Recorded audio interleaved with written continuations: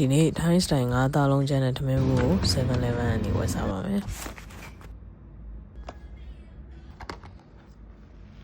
ဒီထမင်းဘူးပုံစံကတော့ဒီ5သားလုံးလေးတွေကိုအနှစ်လေးနဲ့ချက်ပြီးတော့ထမင်းဘောပုံပေးထားတဲ့ပုံစံပေါ့နော်လိုက်ရည်ကြည့်တာ5သားလုံး10လုံးပါပါတယ်ပြီးတော့ရှောက်ဘလူးရွက်လည်းပါသေးတယ်5သားလုံးတွေရယ်ထိုင်းပင်စိမ်းရယ်ငရုတ်သီးရယ်ကိုပင်စိမ်းနဲ့ပြင်းနဲ့အဆက်ချက်ထားတဲ့ပုံစံမျိုးဒီ5သားလုံးရဲ့အရသာတော့လမ်းဘေးမှာရောင်းတဲ့သားလုံးတွေရဲ့အရသာမျိုးပဲအထွေထူးမရှိဘူး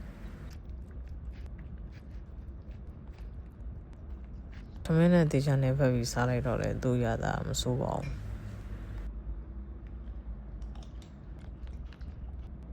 ကျွန်တော်တော့ရှောက်ရက်ကြိုက်လို့လားမသိဘူးဒီရှောက်ဘလူးရက်နဲ့တွဲပြီးတော့စားရတာကတွင်းရှင်းပြီးတော့ပိုစားလို့ကောင်းတယ်လို့ခံစားရတယ်ကျွန်တော်ကြိုက်ရဆိုရင်တော့3 out of 5ပါ